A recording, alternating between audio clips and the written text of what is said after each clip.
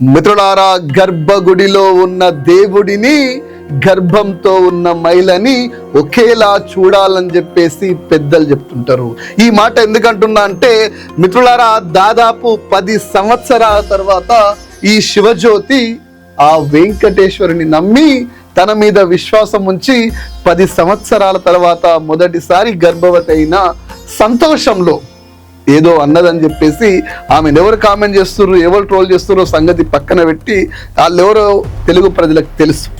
కాకపోతే ఒకటి చెప్పగలను మిత్రులారా, ఏ యాంకర్కైనా, ఏ హీరోకైనా, ఏ వక్తకైనా తన గొంతే బలం, తన గొంతే బలగం. కొన్నిసార్లు తన గొంతే కూడా మైనస్ అవుతుంది, సమస్య అవుతుంది.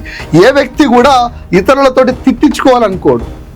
కొన్నిసార్లు ఫన్ జనరేట్ చేయాలనే ప్రయత్నంలో కొన్నిసార్లు విమర్శలు వస్తుంటాయి. అందులో భాగంగా శివజ్యోతి కూడా ఇలా విమర్శలు ఎదుర్కొంటుంది. ఆమెను ఎవరు తిడుతున్నారు, ఏం కథ నాకు తెలుసు. కానీ ఒకటి చెప్పదలుచుకున్నా, నేను ఈ అమ్మాయిని ఇంతవరకు చూడలే, మాట్లాడలే, ఎప్పుడు కలవలే. కానీ ఇన్ని రోజులు తెలుగు 2 రాష్ట్రాలలో ఈ అమ్మాయి ఒక కుటుంబ సభ్యురాలుగా మనల్ని ఎంటర్టైన్ చేసింది, వాస్తవాలు చెప్పింది. మిత్రులారా, నిన్నగాక మొన్న పార్టీకి పనిచేసిందని ఆ పార్టీకి సంబంధించిన వ్యతిరేకులు ఇలా భయంకరమైన హిందుత్వవాదాన్ని తెచ్చి మాట్లాడుతారు. నేను ఆ విషయంలోకి పోదలుచుకోలే.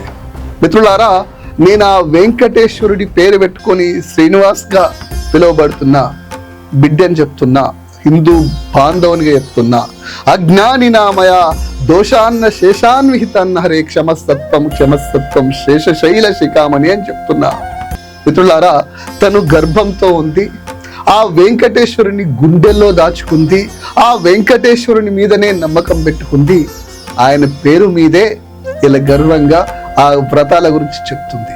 అలాంటి ఆమె తెలుసో తెలియకో పొరపాటు చేసింది, చేయలేదని చెప్పట్లేదు, 100% చేసింది. ఆ అమ్మాయి తరపున నేను చెప్తున్నా, ఆ అమ్మాయి చెప్పింది పొరపాటు జరిగింది, దానికి సారీ చెప్తున్నాం. దయచేసి ఇప్పటికైనా ఈ అమ్మాయిని రాజకీయ కక్షలో భాగంగా కాకుండా దయచేసి ఆమెను క్షమించే ప్రయత్నం చేయండి.